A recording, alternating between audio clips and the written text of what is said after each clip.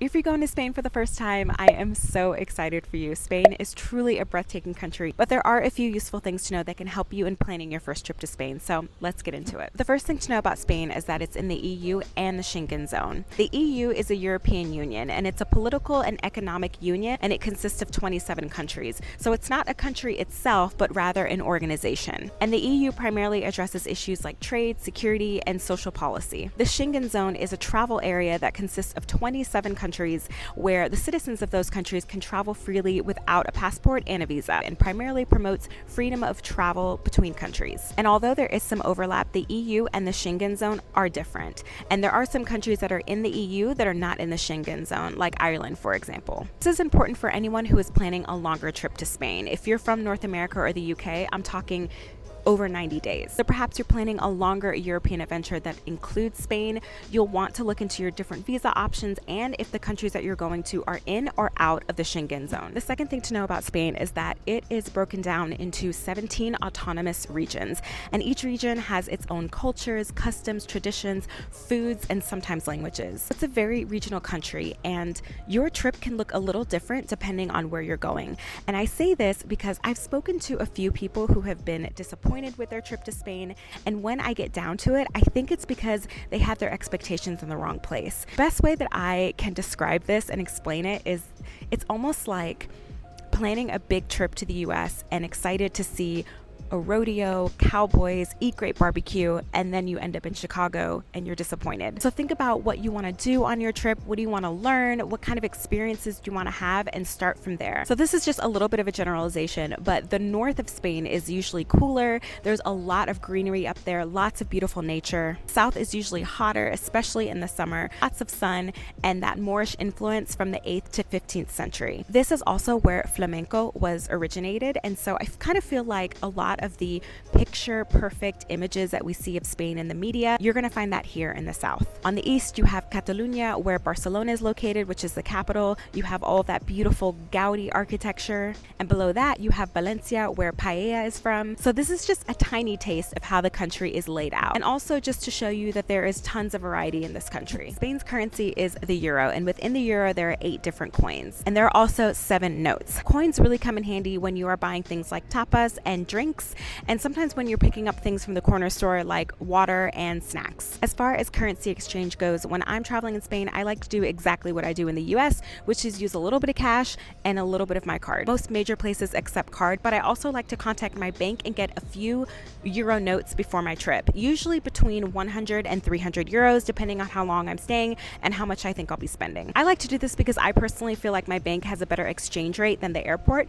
but you can also exchange at the airport and also in the country that you're going to. I don't recommend it, but you can. You can also use a travel-friendly credit card, and what makes these cards so travel-friendly is that a lot of them you can rack up points and rewards that you can use for future travel, and also they don't have foreign transaction fees. Cards like these would be the Chase Sapphire Preferred, the Chase Sapphire Reserved, the Capital One Venture X card, and the Amex Platinum, but there are a few out there. Here's a pro tip regarding cards. Be careful with Discover and Amex, because in a lot of Europe, and I know for sure in Spain, Discover and Amex are not accepted. Now, in some places they will accept them, but in a majority of places they won't. But I will say I have noticed that over the years, Amex has been accepted in a lot more places in Spain than in previous years, but just be careful with that, just a heads up. If you don't really use credit cards, or you're like me and you have them but you don't really use them that often, you can also consider using a debit card. You can use a travel-friendly international debit card like the Charles Schwab debit card, for example. Now, this one is a fantastic option for travelers because there are unlimited ATM withdrawals and they reimburse you for all of the foreign transaction fees. My favorite card that I like to use when I'm traveling internationally is the Wise card. So when I used to live in Spain, Wise was what I would use to transfer funds between accounts. I love this card because you can add different currencies to your account. So for someone like me who likes to travel to Europe often, a couple times a year, I go ahead and place euros in my account pretty much every month. So when I'm traveling here, I don't have to worry because I already have money in my account. And this is a really great option for people who are very strict budget travelers, because a few months out, you can already start budgeting and start moving money into your Wise account. And so by the time your trip rolls around, you're good to go and you've already got that money set aside in euros. I'll leave more information about these credit cards and debit cards down in the description box below. Here's another pro tip for you. When you're here and you are using your card to make a transaction, you're most likely going to be asked if you want to pay in euros or in dollars. Always choose euros. Always choose the currency of the country that you're in, because that way you're gonna get a much better exchange rate. Also, let your bank know that you're gonna be traveling. Some banks, you don't have to do this anymore. Like I know my bank, you don't have to do that anymore, but it's always a good idea to let your bank know, give them a heads up that you're traveling so that you don't get flagged for any purchases, or you don't get blocked from taking money out of the ATM or from using your card and making purchases. A lot of banks, you can easily just do this online or you can call them. The fourth thing to know about Spain is something I mentioned earlier in this video, and it's that Spanish is not the only official language, and in some areas it is the co-official language. For example, in the northeast region of Spain, the Basque Country, Spanish and Basque, also known as Euskera, are the official languages. And another example, in Catalonia, you have Spanish and Catalan both being the official languages. And some of these languages are similar to each other because they're Romance languages, but some of them are completely different and they sound and look completely different. So when you're traveling to these different parts of Spain, you will see these languages on billboards, on signs, in menus, and sometimes you'll see one language or the other or both languages. I found a really cool video on YouTube that has the languages spoken in Spain all together back to back, and so you can watch it and kind of hear the difference between them. I will link that in the description box below. Different countries use different plugs to charge their appliances and devices. When you're traveling internationally, it's important that you're aware of the voltage and frequency and the plug type that that country uses. The different types of plugs that are used around the world are labeled by letters. Spain operates on 230 volts, 50 hertz, and uses type C and F plugs. You can buy converters and adapters at any store like Best Buy, the Container Store, and online at Amazon. These are my absolute favorite to use because they're lightweight and I can charge more than one device at a time. I will link these in the description box below. Okay, so for the next tip, I'm going to tell you a story. One time when I was first new to Spain, I was studying in Barcelona and I had made plans with some friends to come and visit them in Madrid for the long weekend. When I arrived to the train station, I went to scan my ticket and it wouldn't scan. When the attendant came to help me, she said to me, "This ticket was for 6 a.m., not for 6 p.m. I was so embarrassed. In Spain and most of Europe, they use the 24-hour clock. If you aren't familiar with this, this is also what we call military time. Time is shown on a 24-hour clock rather than an AM, PM 12-hour clock. So 2 o'clock PM might be written like this, 1400 hours. This is important to remember because I really don't want you to end up like me, missing planes and trains and throwing a wrench into your Spanish adventures. But just remember this when you're hopping around the country, if you're using planes and trains, booking attractions, things like that. If you're loving this video so far and you're finding it helpful, definitely give it a like. It really helps my channel. And if you're looking for more tips and info on traveling in Spain, subscribe to this channel. I want to say that there's no bad time to visit Spain because it's beautiful all year round. And while that's mostly true, I personally would not recommend visiting in summer, mainly July and August. I always like to say there's no wrong way to travel and you have to do what's right for you and your circumstances. And I know that some of you can only travel during certain times because of scheduling, work, family, and other obligations. But just because I'm saying this, don't let that stop you from visiting Spain. If the only time that you can come and visit is during the summer, July and August, then please, by all means, go during that time. I personally don't recommend July and August, more so August than anything, for a couple of different reasons. Firstly, it's hot. It gets very hot in Spain. I mean, 95, 100 degrees, over 100 degrees, and it's pretty much hot everywhere. And even if you're visiting on the coast and you have access to a beach, sometimes it gets to the point where it's so hot that you can't even go to the beach and enjoy it. The sand is hot, the sun is burning your skin, you're sweating.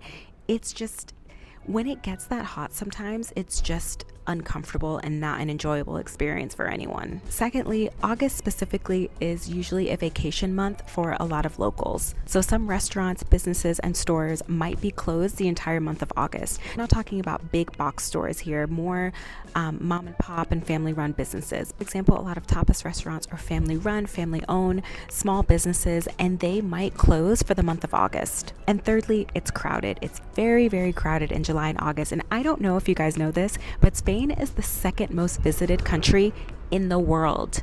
in the world, at least according to Google. If I'm wrong on that and it isn't the second, then it's definitely in the top 10 because attractions and hotel accommodations will get booked up really fast. And also accommodation tends to be a lot more expensive in the summer in July and August. I would suggest visiting Spain in the shoulder months. My absolute favorite months to visit Spain are January, March, and September. Speaking of planning your trip, Spain has a lot of unique cultural events and festivals. When you're planning your trip, you can see if any of these festivals align with the dates for your trip, or you can plan a trip around one. Some of them last several days. For example, there's Las Fallas in Valencia in March, the Feria in April in Sevilla, La Merced in Barcelona in September. So getting around Spain, getting within the country is really easy. You can get around by plane, and this is really great for getting to the islands. Usually for getting around the country by plane, you'll most likely be using a budget airline like Ryanair or Vueling Airlines. You do have to be careful with these airlines though, because as I mentioned, they are budget airlines, and budget airlines in Europe are much stricter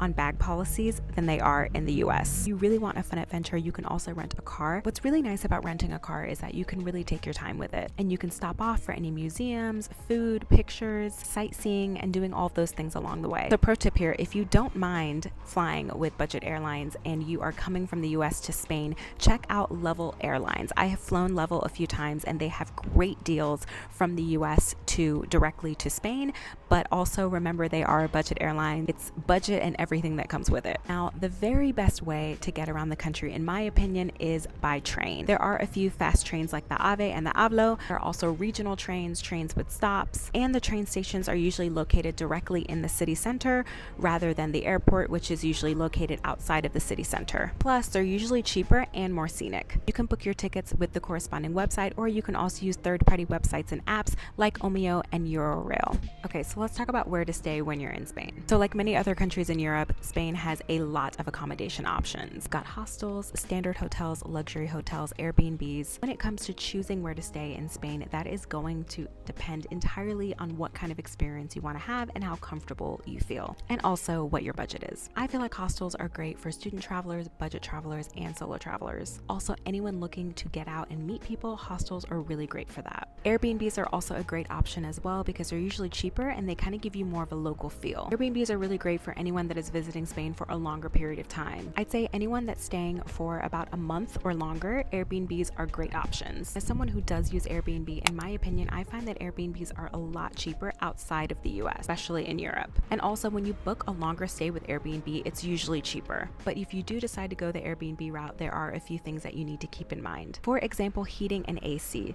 Apartments in Spain do not usually have central air or heating. Places will usually have an AC unit or a fan that is mounted to the wall in one area of the apartment, and then a remote control that you can use to change the temperature. And then some other places will have something like a space heater in the winter. This is very similar to New York, for example, that has a lot of older apartments that don't have central air. And just keep all of that in mind when you're planning your trip. Spain also has some fantastic hotel options. They have some that really have a lot of amenities like pools, rooftop bars, gym, but others are more standard. You go there to sleep and take a shower, and that's it. Here's a pro tip if you are choosing to stay in an Airbnb in Spain. Since 2021, all Airbnb hosts are now required to register their visitors and their guests. They may ask for your passport information and to sign something, but don't worry, don't be alarmed. It's totally normal. I will leave more information about that in the description box below. Spain has some wonderful cities and there is so much to explore within the country. Like I said before, it's very regional, so if you have the time and the money, I would absolutely consider doing a day trip if you're not already hopping around the country. I have a video all about some nice day trips from Barcelona. If you're interested, I will leave that linked in the description box below. If you'll be in Madrid, for example, you can hop over to Toledo for the day. If you're in the north in San Sebastian, you might go over to Bilbao. Just take a look at the map, do some research, and enjoy. So like I stated earlier, Spain is one of the most visited countries in the world, and for very good reason. Besides the rich culture and incredible food, there are a lot of amazing attractions to check out. Did you know that Spain has something like 49 UNESCO World Heritage Sites? That's a lot for this small country. From castles to plazas to parks to cathedrals, it really has some incredible attractions that you're not going to want to miss. I would suggest booking tours and getting your tickets to the attractions in advance, especially if they're really popular. Booking tours really helps take a lot of pressure off of the planning, and it's always nice to have a guide inform you on that particular attraction. So something I wanted to quickly note here is that just to be mindful that some of these attractions are really old. They've been around a long time, so of course they need the occasional touch up and maintenance. Don't be too discouraged if you see a lot of scaffolding and construction around the attractions. For example, Sagrada Familia isn't even finished yet. Another pro tip for you, lots of cities in Spain have free entrances on certain days. Most of the time you do have to register your ticket in advance, but you can simply do that online. So just make sure you're checking that out in the city you plan on going to beforehand, because you might get free entrance. Now let's talk about eating in Spain. So most restaurants and tapas bars in Spain usually open around 12 or 1 to about 4 or 5. And they close and reopen for dinner around 7:38, but it all depends on the restaurant and the city that you're in. Locals usually eat dinner around 8 or 9, sometimes 10 depending, and lunch is usually the biggest meal. So just like the languages and cultures, the food also varies as well. You can more or less get similar foods, but the way that they're prepared is usually different. Now, I'm sure you've heard of tapas, but what are tapas? So it can be a little bit of a difficult concept to explain. So tapas are small plates of food, but they're not appetizers. And there's a social element to it as well, sort of like a social ritual in a way. And that's why the Spanish have verbs for it, tapear or ir de tapas. It's informal and usually low-key. If you are solo traveling in Spain, don't worry, you can still enjoy tapas. Just don't be afraid to walk right into that tapas bar, even if it's crowded. The only problem I have found with enjoying tapas as a solo traveler is that I can't eat as much as I don't have another person there to share it with. Tapas can be strictly traditional, or they can have a modern twist. For me, the best tapas come from older establishments that have been around for years, and they're usually generational as well. Now, tapas culture does change between cities. So for example, some cities have a free tapas culture, like Granada for example, and this means that every time you order a drink at a bar, you get a free tapa. In other cities like Madrid for example, it's customary for them to bring something with your drink. So for example, a bowl of olives or a bowl of chips or something like that, but it's not really a free tapa, it's just customary. Now I just want to quickly touch on the flavor of food in Spain. This can be a little different for people who are coming from cultures where they use a lot of spices and there are a lot of different bold flavors. So for example,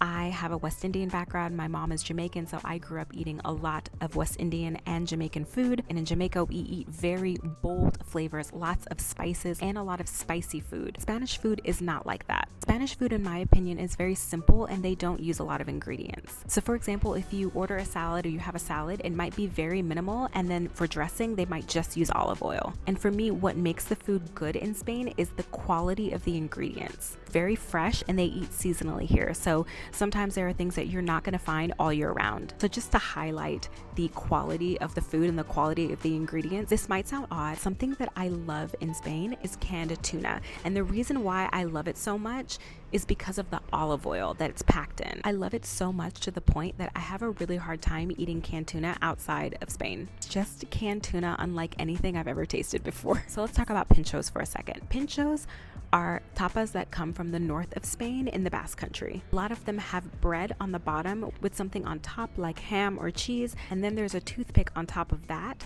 to hold it all in place. In the Basque Country, pinchos are huge. You can even do a pincho crawl from place to place. And some places have even won awards for their pinchos. Now, sometimes you can find pinchos outside of the Basque Country. For example, in Barcelona, there is a street called Carrer de Blai, and this street is lined with pincho bars. However, there is just nothing like having authentic pinchos in the Basque Country. But because lunch is such a big and important meal here, consider trying a menú del día. This is a prefix lunch, usually with traditional dishes from that area. A lot of restaurants will offer this. This usually ranges from about 8 to 15 euros depending on the city and the restaurant. They'll usually have the menú del día posted outside of the restaurant, but if you don't see it, you can always go in and ask if they have one. And it's usually served Monday through Friday. And there's usually 3 choices: the appetizer, el primer plato, the main course, el segundo plato, and the dessert, el postre. Wine and beer and sometimes coffee are also included in this, and bread for the table. Now let's quickly talk about tipping. If you're from the States like me, it's customary to tip on a lot of different things. It's kind of just embedded in our culture at this point. But in Spain, it's different. Some people do tip, but not a lot. The service staff in restaurants and bars are served on salary and don't rely on tips like they do in the US. So if you're having a meal and you're happy with it, you can leave 1 or 2 euros. If you're having a small coffee and breakfast, you can simply round up and leave the change as tip. If you're going to a casual bar bar or restaurant, especially if you're sitting outside, most of the time it's first come, first serve, and you can just go ahead and sit down. The server will come out and bring you the menu or ask you what you want. However, at more upscale establishments, maybe more sit-downy restaurants, there might be a sign at the entrance asking you to wait for a table. Or if you don't see one and you're not sure, you can simply ask anyone inside, hey, can I sit down?